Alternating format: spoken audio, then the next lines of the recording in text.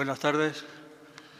Damos comienzo al discurso de ingreso en la Academia Bibliográfica Mariana Virgen de la Capilla por parte de don Juan José Armijo Montesinos. Va a presentar al nuevo académico, don Francisco Juan Martínez Rojas, deán de la Catedral de Jaén y Baeza. Así que les dejo la palabra a ellos. Voy a ir así.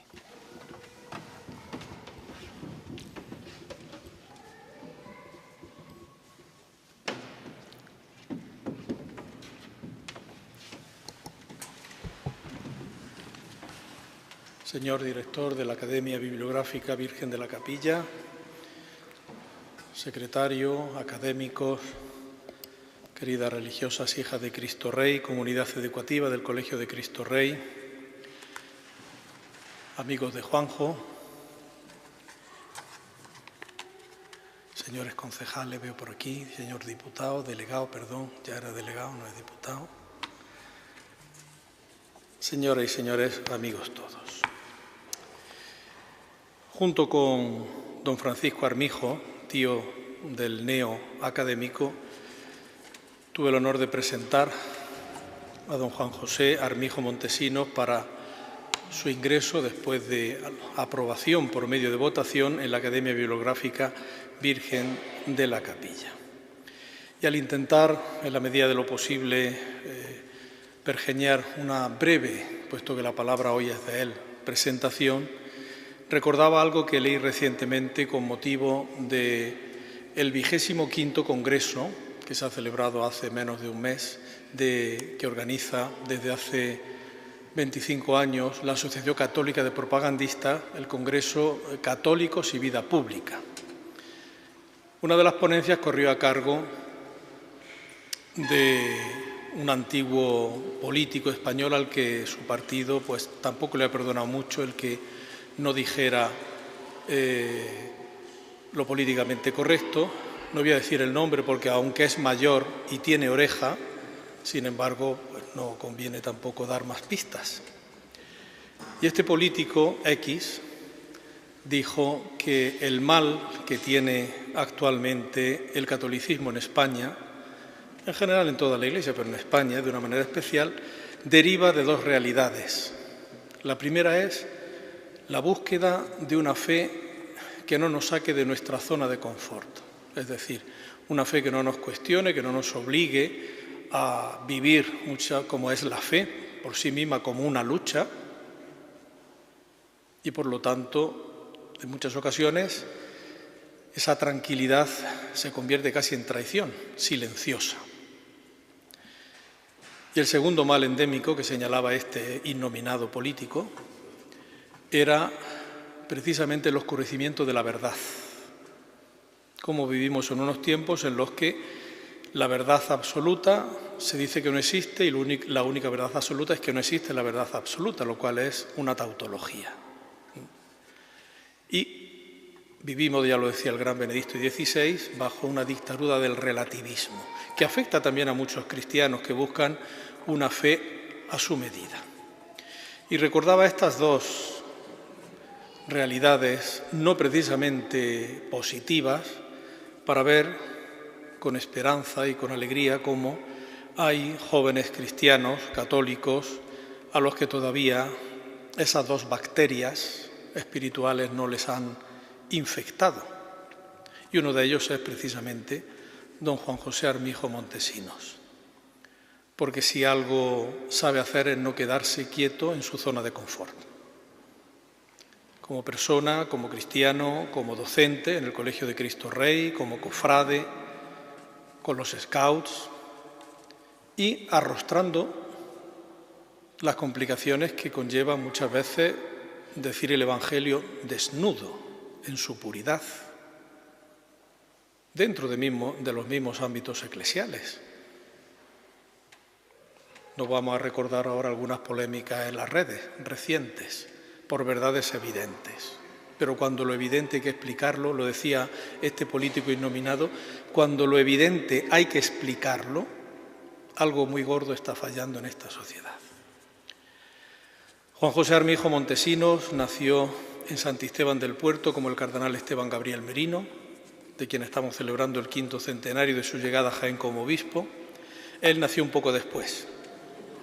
Merino nació en 1472, él nació el 14 de octubre de 1988, con lo cual no pudieron jugar al balón, que seguramente el cardenal Merino sería un poco temible jugando al balón, un poco como los jugadores esos del este de Europa que van segando piernas. Desde el principio estuvo muy vinculado a su parroquia de San Esteban, de Santisteban del Puerto, como acólito parroquial, como catequista, miembro del Consejo Económico. Dio allí inicio precisamente también como fundador al grupo Scouts Itangi, que desde entonces sigue funcionando. Su vinculación con los Scouts le ha hecho pues no solamente ser el fundador de ese grupo en su localidad natal, sino también participar en la gestión de los grupos de los Scouts católicos de Jaén y llegar a ser, aparte de secretario, de ser en la actualidad presidente, podríamos decir presidente diocesano. Otra de sus grandes pasiones es la docencia, el profe Juanjo, que dicen los niños y las niñas de Cristo Rey, el profe Juanjo. Muy vinculado al Colegio de Cristo Rey desde 2013, ya mismo te dan la insignia como hicimos el domingo pasado. Sé y me consta cómo quiere al colegio, cómo quiere al carisma del Padre Gral, lo veremos ahora, precisamente con el tema de su discurso de ingreso y cómo se entrega totalmente, no solamente en el ámbito académico puramente docente, sino también como miembro del equipo pastoral del Colegio de Cristo Rey de Jaén. Conocido en el mundo cofrade, es miembro de muchísimas cofradías. Solamente voy a decir una porque, bueno, tenemos allí otros santistebeños, si no luego me regaña. Hermano de la cofradía, yo también lo soy, de la Cofradía María Santísima del Collado Coronada, desde que tenía uso de razón, es decir, el año de su nacimiento, ya lo hicieron cofrade. Es hermano de otras cofradías también de su pueblo y luego también de diversas cofradías de aquí, de Jaén. Ha publicado diversas crónicas, artículos sobre temas relativos a la religiosidad popular, a la Semana Santa, también a la espiritualidad del Padre Gras, que hoy en día, pues, como heredera suya, la hija de Cristo Rey mantienen, difunden y alimentan. Y en todo ello, cuando se le escucha y lo mismo cuando se le lee, se advierte algo que es muy español, que cuando se utiliza para bien es maravilloso y eso nos convirtió en un imperio, que es la pasión que pone en todo, la fuerte convicción, la claridad. Juanjo es como Natanael, como San Bartolomé, que dijo al Señor, y eso que se había reído de él, ¿de Nazaret puede salir algo bueno? Pues dijo el Señor, en él no hay engaño, en él no hay engaño. Pues él se gloría de llamarse maestro, es diplomado en magisterio, tiene la declaración de idoneidad eclesiástica, la DECA, 2 máster y ahora está con el doctorado en la UJA, en la Universidad de Jaén. Pero lo fundamental es maestro. Y la etimología de maestro, la etimología en latín incierta, magister, viene de magis. El maestro no es el docente ni es el enseñante. El docente y el enseñante pueden transmitir pues unos conocimientos que no le impliquen a él en ese acto de compartir lo que se sabe con las personas a las que se dirige su enseñanza. Sin embargo, el maestro es el que da más, el magis. Es decir, se da a sí mismo también en ese acto docente. Y Juanjo es maestro no solamente en Cristo Rey, sino en todo lo que hace en la vida, con los Scouts, con la diócesis de Jaén, con las cofradías y a partir de hoy y estamos de enhorabuena por ello también en la Academia Bibliográfica Mariana Virgen de la Capilla, donde sin duda alguna aportará mucho y bueno. Pues suya es ya la palabra.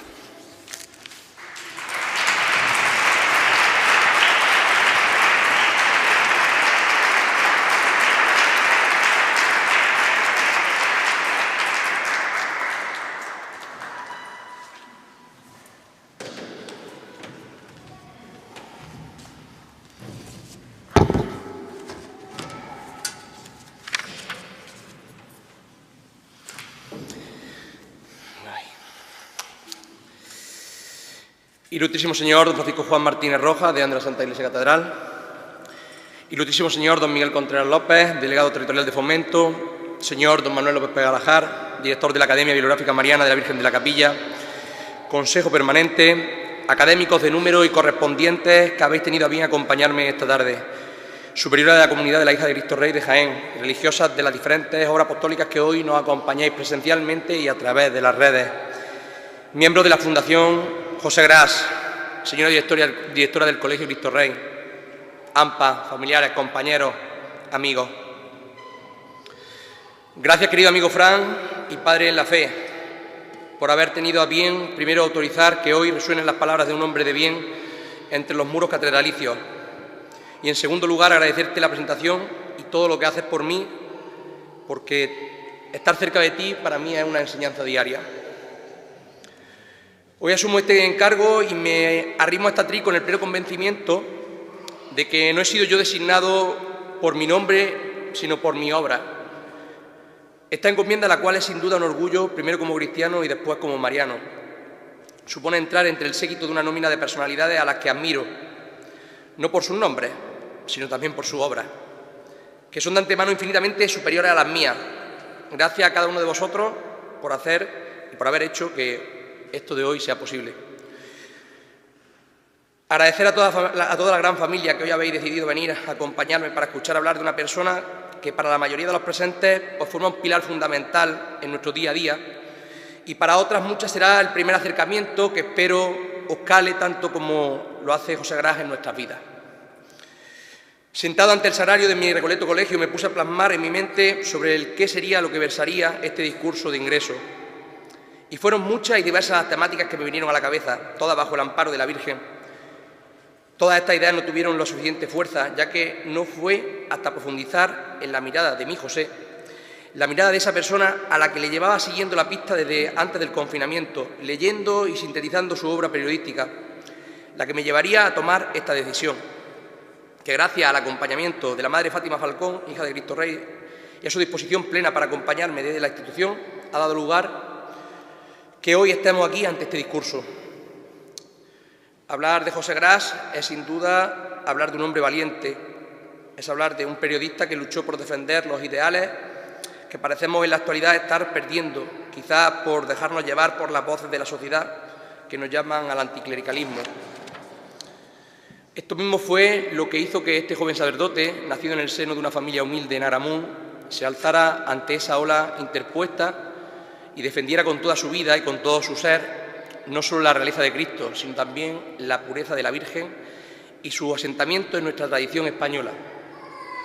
Porque sin duda hablar de José es también hacerlo de un mariano de los pies a la cabeza, hecho sustancial que será el eje vertebrador de este diálogo, el cual iremos desgranando con cada uno de sus hechos y escritos, de los que daremos cuenta a continuación. José Gras recorre la geografía española llegando hasta el sur, concretamente a Écija, para servir a los marqueses de Peñaflor. En este momento será cuando viva una de sus transformaciones marianistas más significativas, y es que José se deja llevar por la vivencia de exaltación a María que ocurre en esta tierra. Estos sentimientos serán la antesala de algunas colaboraciones más llenas de profundo carácter mariano. El hecho de ensalzar la figura de un hombre como el padre Gras es que, lejos de que pudiera pasar desapercibida la figura de María, para un cristocéntrico como él, ella justifica y centra reiterativamente las miradas en el Rey de Reyes y el proyecto de reino que pretendía inculcar con la creación primeramente de la hija de Cristo Rey y posteriormente con las obras educativas y apostólicas. Y es que estamos hablando no solo de un gran sacerdote que consiguió ocupar la plaza por posición como canónigo del Sagromonte, sino que posiblemente estemos ante uno de los grandes pensadores españoles del siglo XIX, defensor y propulsor del dogma inmaculista. José Gras siempre dio prioridad al crecimiento intelectual, y de ahí que debamos comenzar indicando una de las reseñas por la que hoy también se hace presente en esta academia indirectamente. José Gras fue uno de los primeros académicos marianos de la célebre Academia Mariana de Lérida. La Pontificia y Real Academia Mariana es una institución fundada en 1862 por Monseñor Josep María Escolà, en colaboración con el señor Josep Mesa Font y el doctor Luis Roca, para glorificar a la Virgen María con las artes y las letras y como monumento a la definición dogmática de su Inmaculada Concepción. El Papa Pío XI le concedió el título de pontificia el 15 de mayo de 1923 y el rey Alfonso XIII le otorgó el título de real el 26 de julio del mismo año. Recientemente, en el 2018, el diario Jaén ponía de manifiesto que tanto la insigne institución leridana como la noble academia en la que voy a ser ingresado son de las pocas instituciones de esta índole que actualmente continúan con una actividad nutrida y de relevante importancia. Y es que hoy me siento como un punto de unión de aquellos primeros precursores de esta academia. Hoy me siento, al traer al Padre Gras aquí, como ese nexo que viene a presentar y recordar que fue un hombre de bien de los primeros académicos de la Academia Leridana, el que presentaría en nuestra ciudad un colegio posterior a su muerte para defensa de la realeza de Cristo y María. ¿Qué es más posible que en sus primeros años nuestro colegio, al estar en la calle ancha, por cercanía, tuviera relación directa con la institución, con la Academia Bibliográfica de la Virgen de la Capilla? Una unión que bien se podría decir quedará guardada, como también lo fue la visita de la Virgen de la Capilla a Lérida, donde llegó para hermanarse con la Virgen Blanca, patrona de dicha ciudad, fruto del trabajo de las dos academias. Pues de la inclusión en la Academia Mariana y sus publicaciones daremos cuenta a lo largo de este discurso. Fue precisamente con el título María y España con el que el Padre Gras quiso enmarcar su discurso de ingreso.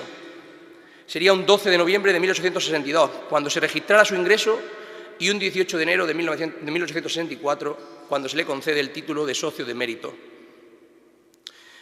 En este discurso, marcado firmemente en posicionar a María en el centro de la vida de los españoles, José Gras cree y confía en que será solo la creencia en la Virgen la que salve a una sociedad que hemos de recordar que había abandonado el culto a lo mundano y que cada vez estaba más alejada y perseguida de una forma u otra. Y es aquí donde podemos encontrar la primera referencia a la Inmaculada Concepción, y de ahí el sustento para que posteriormente la institución de la hija de Cristo Rey tome este dogma como icono mariano referente, junto al emblema del Niño Rey y la adoración al Santísimo. Decía el Padre Gras: académicos de la Inmaculada, no se oculta a vuestra penetración que es muy solemne esta hora. La justicia de los hombres expira en brazos de la corrupción y de la fuerza, y Dios se prepara para vengar su causa con grandes espectáculos de ira. Y es que si bien en su discurso de ingreso manifiesta la antesala de otro libro referencial en la vida del Padre, El Paladín de María, y de ahí el título de este discurso, El Paladín Inmaculista. El Padre utilizó y se apostilló en cada uno de sus escritos con la similitud del paladín, hombre aguerrido y fuerte que iba a la batalla. En este caso, una batalla intelectual, desde el uso de la palabra para defender la causa. Es por ello por lo que en el mismo discurso incluye alguna analogía de emperadores romanos, tales como hace referencia a Constantino, cuando iba a librar batalla como la idolatra Mangecio, vio en los aires y en dirección del puente Milvio una cruz orleada con estas palabras: Ion signos vince, la cruz de sus hijos. Este discurso sería la puerta de entrada a 3 escritos más académicos, dedicados a ensalzar la divinidad y la fuerza de la Virgen en su carácter cristiano. En 1863 escribe el opúsculo El mes de María y el siglo de María. En 1864, El Paladín de María. y finalmente el Talismán de María en 1866. Continuaremos hablando sobre su primera obra, tras el ingreso, como he dicho antes, titulada El mes de María. Este será un tratado de corta extensión para el mes de mayo, en el que el padre dejará aflorar sus sentimientos más devocionales a la figura de María, dedicado al dogma de la Inmaculada. En este caso, el padre pondrá de manifiesto su rechazo hacia el protestantismo. Recordemos que a principios del siglo XIX surgen de nuevo este tipo de comunidades que con el paso del tiempo irán tomando más relevancia en España. La Iglesia Católica comenzará a sufrir el rechazo de la población debido a su apego al antiguo régimen y no será hasta el Concilio Vaticano I donde se manifieste por parte de la misma un rechazo hacia dicha Iglesia por sus claras connotaciones liberales y su forma de visualizar la separación de poderes Estado-Iglesia. Esto, conjuntamente con la aparición de la Ilustración y la convulsión social que sufre el país en este momento, será el objetivo primordial de los escritos del padre, rechazando directamente la demagogia de esta corriente del movimiento pensador. Porque el padre, lejos de huir de estos ataques, pondrá a María como ejemplo. María siempre, como dice el padre Graz, María siempre simbolizó paz y amor. María siempre fue la benigna intercesora de los pueblos. Y será bajo el tratamiento de capitana a la que en este devocionario pregone para librar a la sociedad de ese anticlericalismo instalado. Finalizará este escrito animando a la academia y a sus académicos a continuar alzando la voz de la Inmaculada y por primera vez llamará a la Virgen referente de 3 estrellas.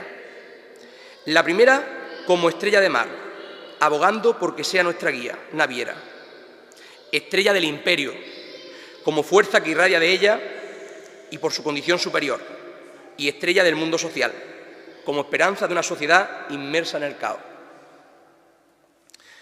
Si bien, como he dicho anteriormente, uno de sus libros más importantes es el titulado El Paladín de Cristo, escrito en 1865, en el que se batirá en batalla con Ernest Renan en contraposición a su libro La vida de Jesús, previamente y siguiendo el término de paladín, desarrolló todo su verso y su prosa dogmática y de fe mariana en El Paladín de María. Para muchos desconocido, pero con un fundamento y sustento literario por el que tiempo después será reconocido como socio de mérito literario por la Junta Académica y meses después será nombrado miembro literario de doble mérito. El Paladín de María está dividido en 6 secciones en las que el padre irá alternando la prosa con un contexto de profunda religiosidad popular, pasando por textos para la oración, sin olvidarse de nuevo de la Inmaculada Concepción y su defensa de la Iglesia, como antes lo ha hecho. Solo al abrir esta obra, uno ya se da cuenta de la importancia de la misma y de la dirección dialéctica que el padre quiere llevar con ella, haciendo una advertencia, como reclamo directo al inicio de la predisposición de la obra como elemento de indulgencia en su lectura, y es una declaración de intereses clara, porque avisa al lector que el contenido al que se va a enfrentar es de una calidad grandísima. En su sección primera, titulada Flores de la Inmaculada, alegoría dedicada a su primer texto a las hijas de María de Inmaculada, en el que ensalza esta orden, hay versos dedicados de la misma vocación, pasando por el júbilo del dogma y el triunfo para creer finalmente en la consagración. Dicha consagración colmada de dones y auras celestiales dedicadas a la Reina de las Flores, Reina Inmaculada. La sección segunda se titula Llamamiento a los campeones de María, patrona de España. Ya en su título sentencia claramente que María Inmaculada es la patrona de todos los españoles.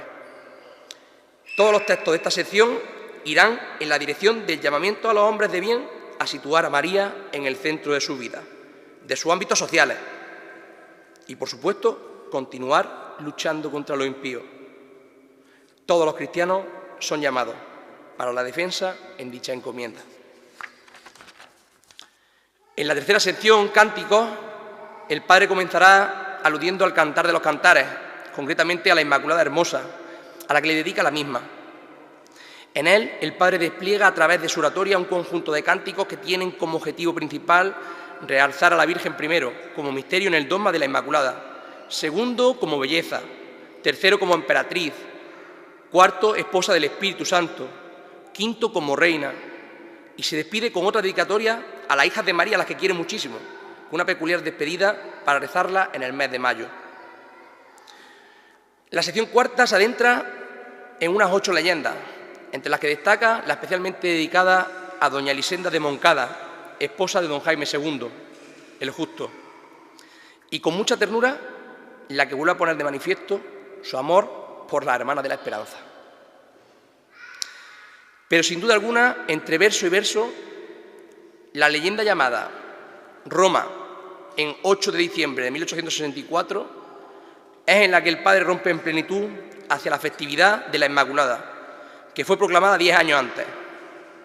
Sus versos se rompen en halagos a la ciudad que tuvo a bien dedicar la Plaza de España a la Reina Inmaculada. Este, enlazado con la leyenda Roma, 10 años después, pondrá punto y seguido al dogma y a su defensa firme, a pesar de que la sociedad romana no la atendiera demasiado bien. En su sección quinta se muestra una colección de plegarias dedicadas a motivaciones propias vinculadas a los sentimientos del Padre, incluyendo una plegaria dedicada a una imagen que se encontraba en el arco llamado de Belén, en Écija, y que actualmente sigue siendo un reclamo para los visitantes a la ciudad, que viera nacer allí en nuestro carisma. La sección sexta será otra vuelta de tuerca a su lucha particular ante el protestantismo, rebatiéndola con la promulgación dogmática de la Inmaculada. Y es que ciertamente su amor por María Santísima será la que le haga continuar acrecentando su racional pasión hacia María, bebiendo de documentos tales como el libro La Virgen María, elaborado por el vicario general de Ginebra, el abad Mermillón, el cual provocó en su momento una dura respuesta por parte de un referente protestante, como fue Félix Bugerner, en su obra María y la Marialatría, poniendo con este segundo término un revuelo considerable hasta el punto de ser el eje de debate entre protestantes e iglesias, utilizándolo como justificación para tirar por tierra el dogma y desprestigiarlo. Ante ello, el discurso del Padre será más fuerte si cabe. La realeza de la Virgen no se negocia, y este será el fundamentalismo del sentido marianista que inculcará años después a la hija de Cristo Rey. Llegamos a la parte final de este libro, de este magnífico libro del Paladín de María, y lo que sí podemos asegurar es que antes de desarrollar los capítulos 7 y 8 y 9, queda más patente que nunca que José no podrá entender el reinado de Cristo sin los valores inmaculistas arrojados de la Virgen concebida, también como reina. La sección séptima es una de las más extensas, y en ella el Padre Gras deja llevarse por sus emociones y plasma sus anhelos personales y peticiones particulares. La sección octava es una alabanza y una acción de gracias por todas las personas que rezan y velan por él, que había muchísima gente que ya por eso entonces rezaban por él, para afianzar con su metáfora dialogada en la que se figura como si fuera un ángel, y en dicha encomienda dedicaría pues todo su esfuerzo en ensalzar solamente a la Virgen. Esta obra acabará con el anteriormente descrito Mes de María y el Siglo de María. Como dato relevante, José Gras pues continuará con sus funciones en la Academia Bibliográfica, siendo hasta el punto que elaborará la letra del himno de la Academia. Siento no poder tenerla aquí, pero la hemos solicitado, pero no se encuentra actualmente en los registros de la Academia. Este himno se cantó en la festividad del 4 de febrero de 1866. Esta festividad precisamente fue aprobada por el obispo de Lérida al conceder a la Virgen la curación de peste que asolaba a dicha ciudad.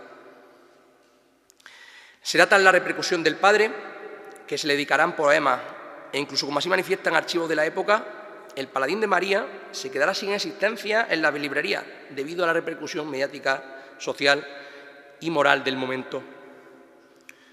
Ciertamente el Padre Gras continuará poniendo de manifiesto su amor a María, como así lo atestigua su libro El Talismán de María, en el cual se centra en continuar animando a los lectores del mismo a dedicar en el tiempo de oración las pretensiones personales más importantes a merced de la Virgen María.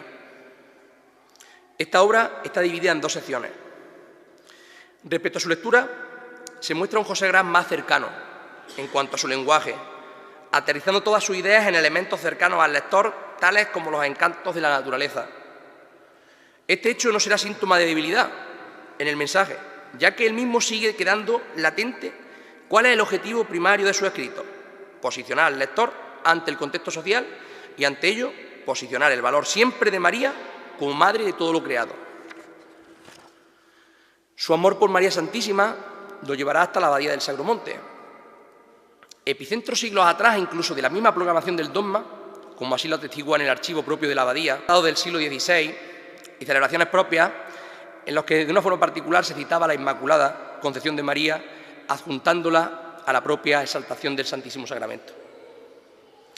Y es que será en Granada, donde al amparo de la canonjía conseguida por oposición e involucrado con la vida de los granadinos del Sagromonte, donde se proyecte ese celo apostólico inculcado por la realeza de Cristo, creando la Academia de Corte de Cristo, teniendo esta como fundamental y directrices propias la Academia Mariana Leridana. Y será allí donde se termine de fermentar el carisma del que hoy damos gracias a tantas personas con la fundación del Instituto de la Hija de Cristo Rey. El emblema o medalla de la corte, la cual pues, está volviendo a ser utilizada recientemente por las obras apostólicas, tiene en el anverso la figura de María Inmaculada.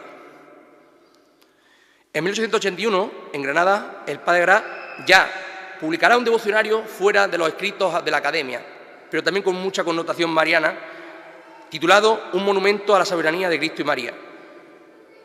En sus páginas iniciales se presentarán las cláusulas y ordenamientos de la Corte de Cristo anteriormente descritas y citadas, donde uno de sus artículos definirá que para formar parte de la misma uno deberá adherirse al amor a María y reconocerla como corredentora, un término que viene a dejar claro al mundo el valor de la importancia de María en el mensaje de salvación, pero un término bastante provocador, pero con una clara manifestación de amor a la Virgen.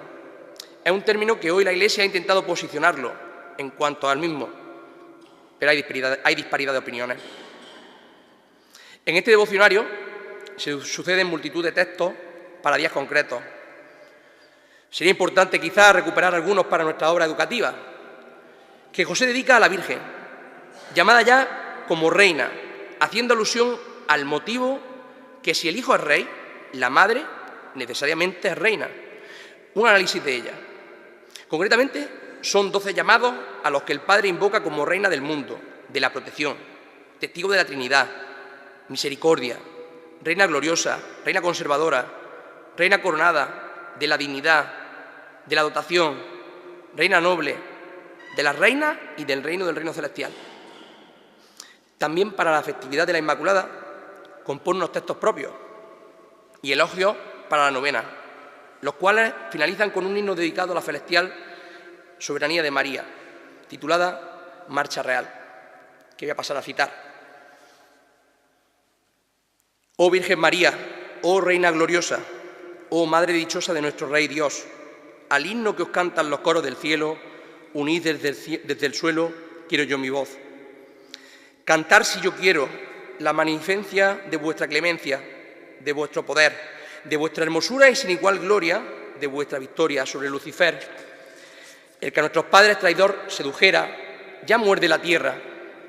María le oyó, quien compadecida de nuestro destierro, otro paraíso mejor nos brindó. Sí, Virgen María, vos, nuestro duelo, sois luz y consuelo del triste mortal, la mística escala que del valle umbrío conduce a la entrada del reino eternal. Soy Virgen María, hechizo del alma, de Cádiz la palma y Jericó, bellísima rosa de tanta fragancia, que de vos, Dios trino, prendado quedó. Dios Padre os contempla como hija querida, Madre bendecida sois de Jesús Rey. Oh esposa sagrada del amor divino, al cielo y la tierra dictáis vuestra ley. Sois Virgen María de Dios siempre amada, en gracia criada, no tenéis igual. Desde vuestro origen fuiste sin mancha, azucena pura, nardo celestial. El noveno Pío, cual ángel hermoso, fue el Papa animoso que hundiendo al dragón firmó Santa Virgen el don más sagrado de vuestra radiante feliz concepción. Afuera por siempre, ya pues el pecado, que el invierno helado del mal ya pasó, y brote la tierra flores de alegría, que Dios por María su reino hoy fundó. Y haciendo referencia al Sagromonte, este capítulo dedicado a la Inmaculada acabará con unos himnos más preciosos aún, como así apostillara el Padre en sus anotaciones a pie de página, el cual dice que los colegiales del mismo rezaban en la capilla víspera de las festividades de Nuestra Señora, haciendo referencia a una inscripción hallada 3 siglos antes que citaba: a María no le tocó el pecado primero. Este himno está dividido en 19 textos cortos, referentes de advocaciones y dogmas, con un coro principal que decía así: de tanto don celestial sois virgen engrandecida, porque fuisteis concebida sin pecado original. Con esta última obra será el texto periodístico El Bien el que tomará el relevo e irá siendo el testigo de los escritos de los asociados de la corte de Cristo, en pro de Cristo Rey y de María, y en especial el Dogma Inmaculada. Tras analizar la obra pormenorizada de José Gras, decir que María fue, y creo que queda latente, el cimiento fundamental de su visión de reinado de Cristo, ciegamente enamorado de María Inmaculada y defensor, por qué no decirlo, de las tradiciones arraigadas de nuestro país, que desde siempre ha tenido un carácter cristiano. Un sacerdote periodista que arriesgó y se enfrentó de tú a las corrientes pensadoras del momento, poniendo sobre la mesa siempre sus principios que, como bien podemos atestiguar, fueron inquebrantables e innegociables. Y utilizando la terminación que ha dicho Francisco Juan, una persona que no estuvo nunca en su espacio de confort, que salió siempre a la periferia. Acabo dando las gracias a la hija de Cristo Rey, a sus diferentes comunidades, por seguir manteniendo esta llama viva que movió siempre al Padre a alcanzar cotas espirituales que solo pueden ser evaluadas desde la visión de una vida de un santo. Santidad que yo hoy a María Inmaculada le pido para uno de sus mayores benefactores en la tierra, José Gras y Granollers. No olviden algo que aprendí hace tiempo y que no me canso de decir: no hay mejor camino que encontrarse con Cristo a través del rostro de María. Así el Padre Gras lo resumirá con esta exquisita escritura: ¿quién eres? Un peregrino. ¿De dónde vienes? De la desgracia. ¿A dónde vas? A la dicha. ¿Conoces el camino? Jesús. ¿Quién te lo ha mostrado? María. Muchísimas gracias.